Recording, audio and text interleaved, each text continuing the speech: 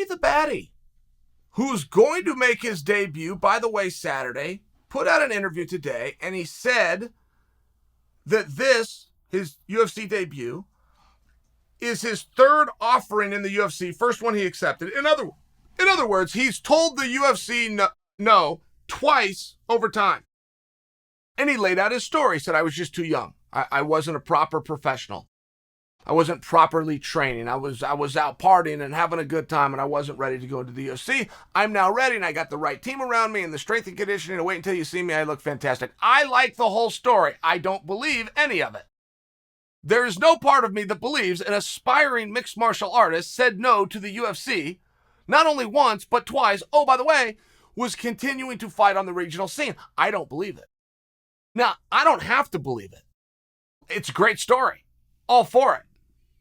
Not bad. First time I've ever heard anybody say that, as though they were the ones saying no, right?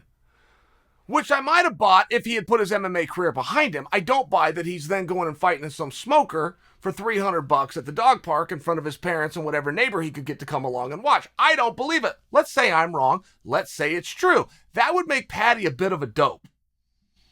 Like if Paddy was saying no to the worldwide leader while pursuing the sport that requires tremendous effort.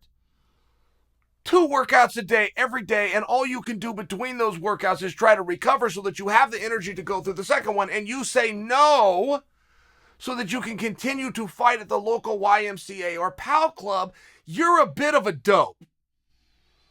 That's not something where I'm going, oh, wait, that was really mature of you. Wait until you know that you're right. There's zero part where I would think that was a cool story, and it might be true. It might be true. I would love to have the whole backstory on it. You never get that in MMA. You're always left with what I have to bring you, which is, well, it's possibly this or it's possibly that, because we don't have anybody in MMA that covers this in the form of the media that knows what a follow-up question is. You could put the biggest matzo ball out there you could possibly imagine. George Masvidal has his next opponent. They will not come on the back and go, well, who is it? George Masvidal is going to fight the winner of Colby Covington versus Kamaru Usman. When?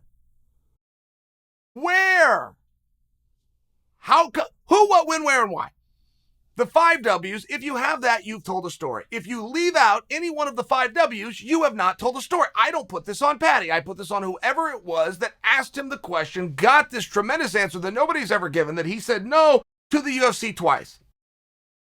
Saying no to the UFC because you want to go on and do something else, or you moved on with your life, or you're not sure that this is what you want to do, is an entirely different conversation than saying no to the UFC while fighting at the dog park in front of nobody. Training twice a day. Having the hope and dream out there. I'm not saying it doesn't happen. I don't believe the story. I don't know Paddy the Baddy. But I know that he's a little bit of a sensation. I know he's done a fantastic job in marketing, and I just don't think he would be a dum-dum, of which he is if he said no twice. So I don't believe the story. That doesn't mean it's not true. Perhaps Paddy's a little bit stupid. You have to keep that on the table. And I have seen guys do this within the WWE. Do you guys follow wrestling at all?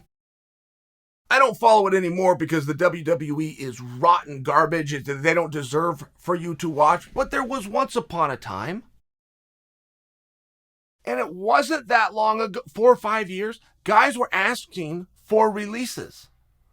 They were asking to be released from the only place in the world you could make a living doing that type of entertainment.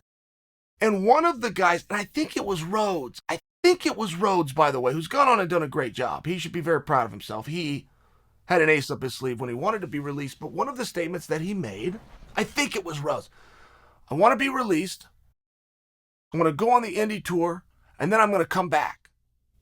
I'm going to come back. I'm going to have a new negotiation. I'm going to be worth a lot more, and I need this downtime to recoup and recover, which we found out what Rhodes was really up to. It was just a cover story, but a number of guys were asking for their release with that same end game, that I want to come back.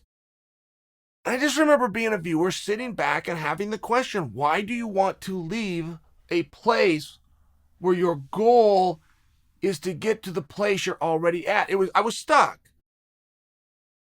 And I understand there was some chess being played there, but I thought it was a peculiar answer. I just happened to recall that because I have to then apply this to Paddy. Imagine the story is true and Paddy said no to the UFC twice, but continued twice a day, every day to go in the gym, hone his skills, and go fight at the dog park in front of his mom and dad. I mean, by example, that would create a question for me.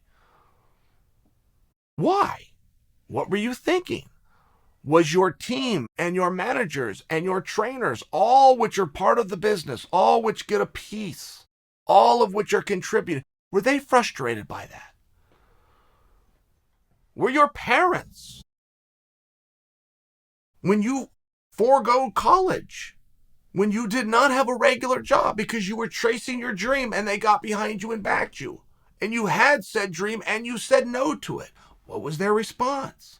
There would be no wrong answer. There would just be an interesting story there, which I would think the media member who got handed this golden egg, and it is a golden egg because it's a different response.